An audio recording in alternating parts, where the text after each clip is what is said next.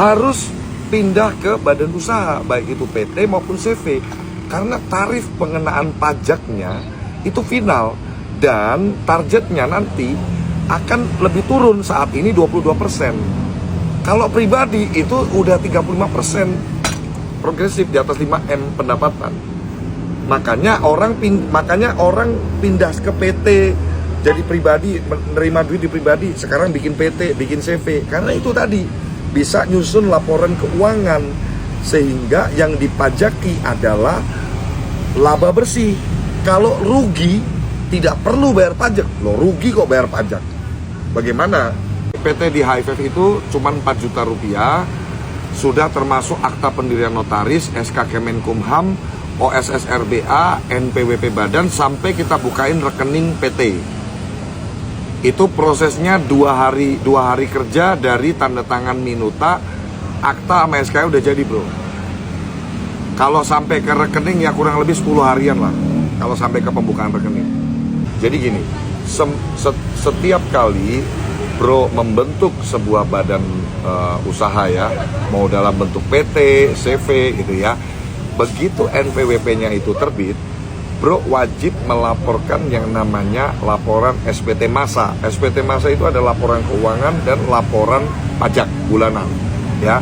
Untuk melaporkan laporan pajak bulanan harus dilampirkan dengan laporan keuangan. Nah, nanti data yang perlu disiapkan oleh bro adalah transaksi aja dari mutasi rekening perbankannya dikirim ke kita. Dari situlah nanti kami akan menyusun yang namanya laporan keuangannya dari neraca, laba rugi, arus kas, perubahan modal jika ada, ya. Nah, terus kemudian kalau bro ada sewa kantor, nanti untuk penyusunan pajak PPh pasal 4 ayat 2-nya, ya. Ada karyawan, nanti PPh pasal 21-nya. Jadi itu lampirannya semuanya nanti dari rekening koran yang bro kirim ke kami. Ya, nah jadi nanti bro akan dapat grup. Begitu nanti udah dipercayakan ke kita untuk pajak yang kita yang kelola, nanti kita akan bentuk grup nih. Bro tinggal kirim aja transaksi keluar masuk ya.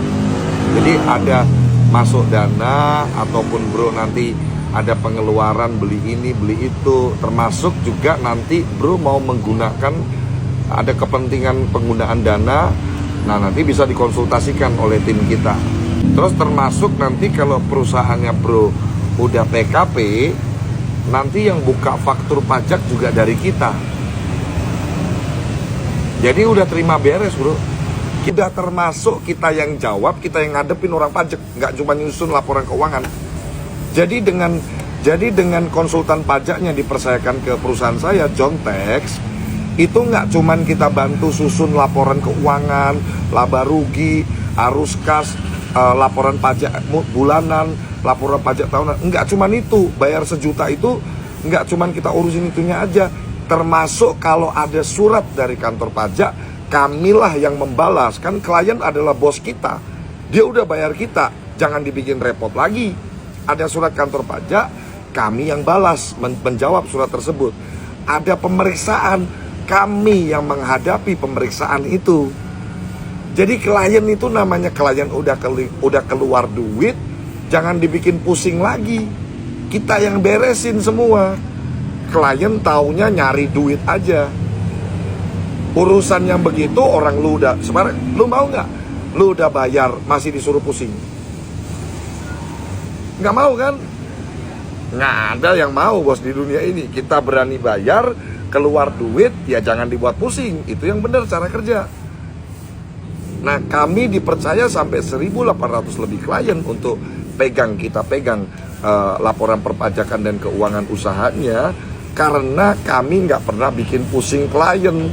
Ya, karena saya adalah perintis bukan pewaris. Saya dari nol dulu, satu persatu klien ya saya jelasin tentang pajak, tentang kenapa harus bikin PT dan lain-lain, manfaatnya bikin PT apa. Makanya ketika bro tanya, saya nggak perlu buka catatan, udah ada di kepala saya semua. Penjelasannya pun bisa dicek kevalitannya informasi yang saya sampaikan.